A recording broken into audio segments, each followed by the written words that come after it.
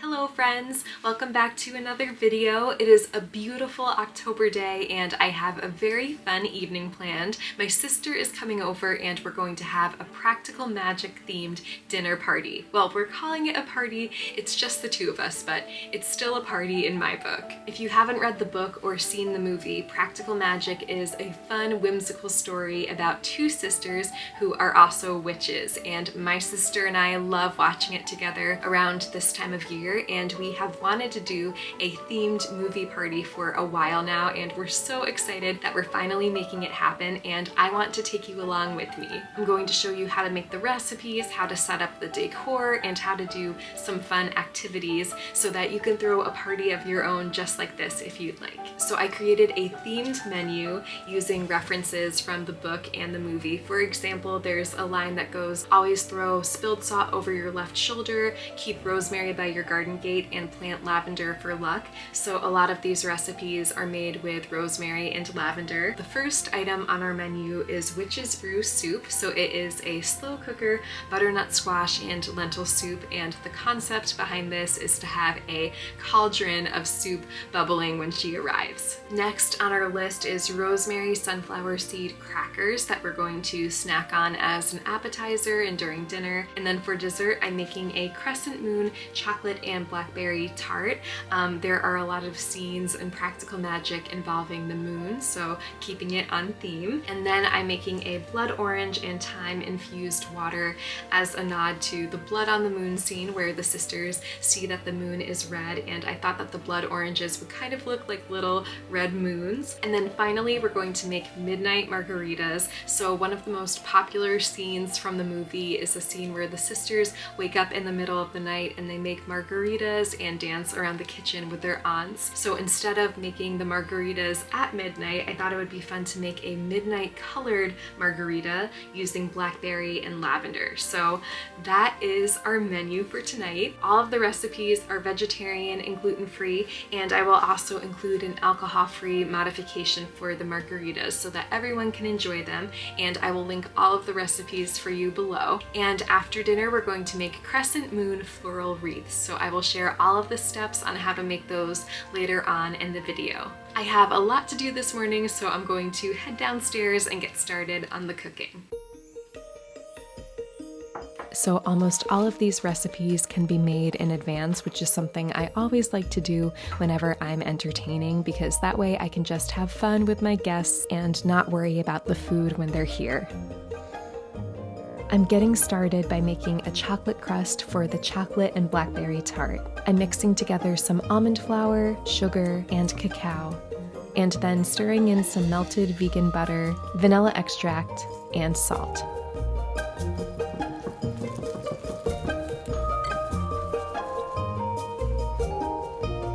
Then I'm pressing my crust into a tart pan. I like to use the back of a measuring cup to help press it down into an even layer. And then I'm putting it in the oven for about 8 to 10 minutes at 400 degrees Fahrenheit. In the meantime, I'm going to make the rosemary seed crackers. To a blender, I'm adding raw sunflower seeds, salt, garlic powder, and some nutritional yeast. Then I'm adding some soaked chia seeds, which will help the crackers stick together, as well as some fresh rosemary and water. Then I'm blending it all up until it reaches a dough-like consistency. Now I'm scooping the mixture onto a parchment-lined baking sheet, adding another piece of parchment paper on top, and rolling it out into an even layer. You can use a rolling pin here, but I'm just using a jar I had on hand. Then I'm removing the top layer of parchment and baking it for about an hour at 300 degrees Fahrenheit.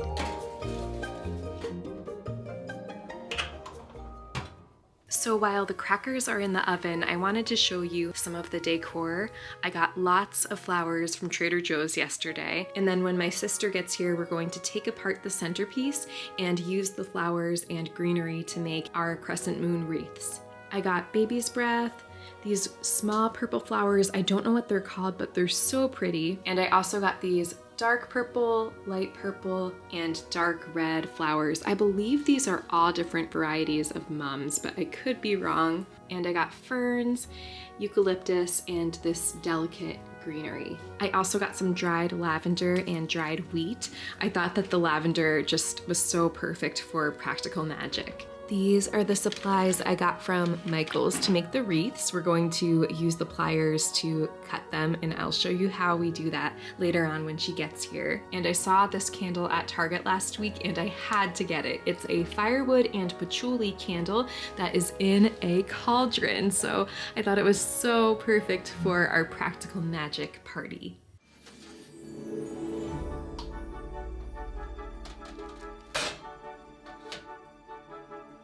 Now that the crust and crackers have cooled, I'm going to go ahead and make the filling for the chocolate blackberry tart.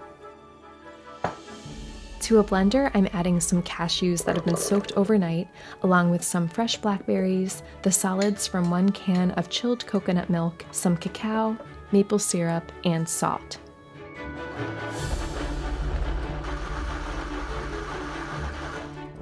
Once the mixture is completely smooth, I'm spreading it onto the top of the crust in an even layer and then putting it in the freezer for a couple hours to set. Now that my cracker sheet is completely cool, it's time for my favorite part, breaking it into crackers.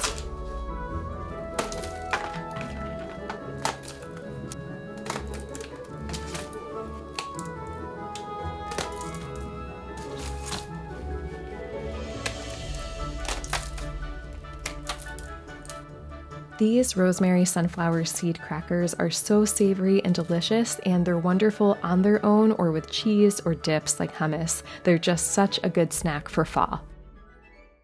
I love using a slow cooker for entertaining because I can make dinner earlier on in the day and let it cook all day long and not have to worry about throwing together dinner right before we eat. Today I'm making a recipe that is very near and dear to my heart. This is my slow cooker butternut squash and lentil soup, and this was actually the first recipe that I ever posted to my blog back in 2019. I was so proud of the recipe back then when I made it, and I'm still very, very proud of it now. It's a delicious soup and I'm so excited to share it with you. So I'm going to make the soup and let it start simmering, and then in the meantime I'm going to start decorating. To make the soup, I'm going to start by chopping butternut squash, carrots, onions, and potatoes. Then I'm adding all of the vegetables to a slow cooker with some lentils, vegetable broth, fresh thyme, bay leaves, and spices like garlic powder, curry powder, smoked paprika, and red chili flakes. After seasoning with some salt and pepper, I'm going to cook the soup on low heat for about 4 to 5 hours.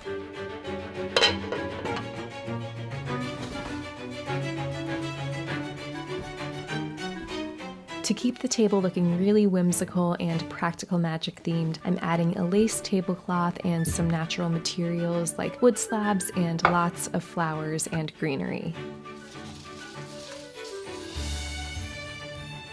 I like decorating with a bunch of mismatched vases in different sizes and shapes and some vintage style bottles to keep it looking a little bit more whimsical and antique. I got this beautiful agate board a few years ago, and I think this looks so magical and perfect for the tart.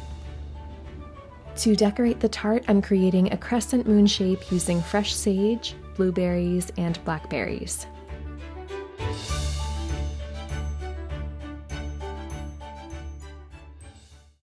I took a reading break and lost track of time, but it's completely okay. My sister is going to be here in a few minutes though, so I'm going to head upstairs and get ready. We're both going for really whimsical, romantic outfits that are similar to what the characters wear in Practical Magic, so let's go see if we can recreate that.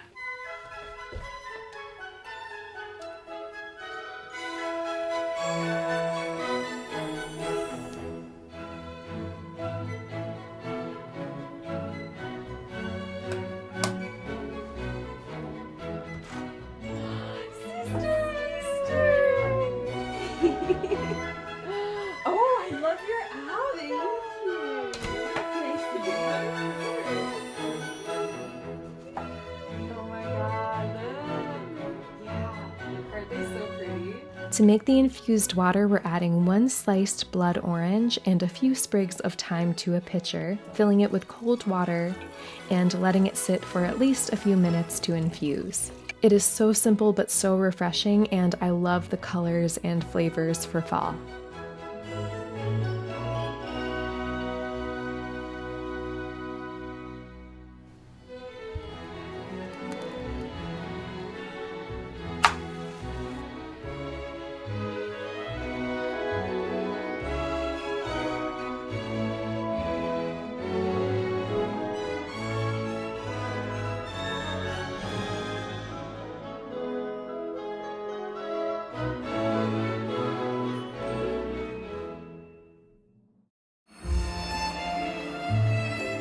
Before we serve the soup, I'm using an immersion blender to puree it, and then garnishing with some olive oil, red pepper flakes, and a sprinkle of Parmesan or nutritional yeast.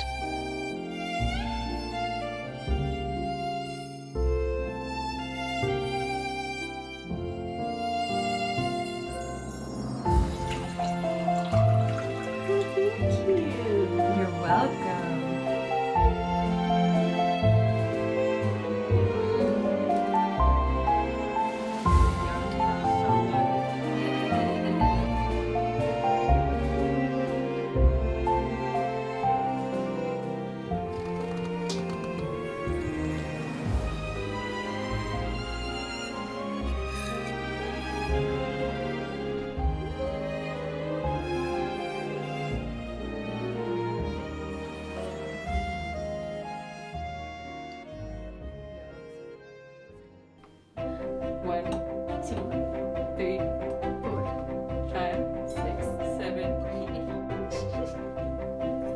Do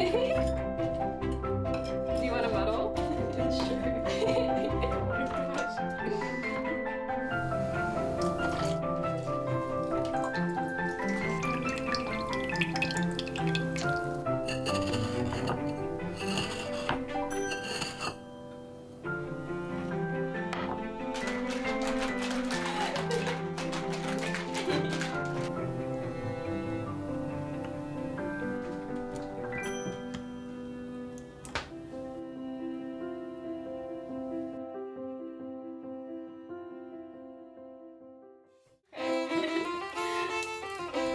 Now it's time to make our crescent moon floral wreaths. We've used wire cutters to remove about 1/4 of our wire wreath frames, and now we're using green wrapped wire to secure the ends into points, forming a crescent moon shape, and then weaving more wire throughout so it's easier to attach our florals.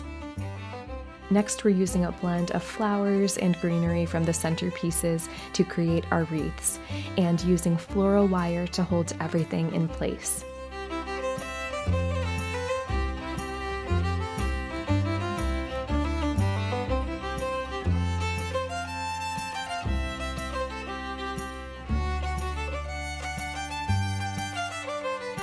We're using fresh florals to make these wreaths, but I chose flowers and greenery that will dry pretty well so that we can still enjoy them for a while, even after they dry.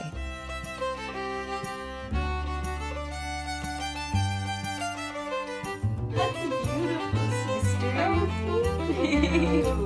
I like yours. Oh, I love yours. I love yours. That's so pretty.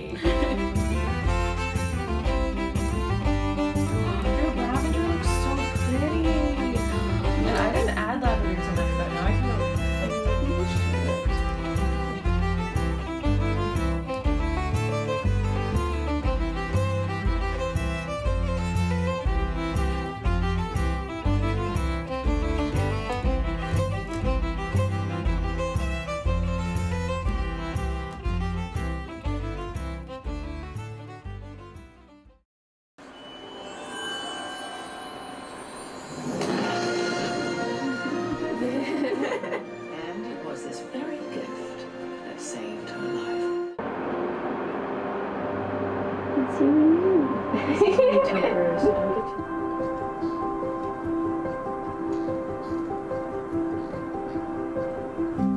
My sister and I had so much fun creating this practical magic party, and I'm so happy I was able to share it with you. I hope that this video has inspired you to create your own party this autumn, or even just enjoy one of these recipes or activities this season. Thank you so much for being here, friend, and I'll see you next time.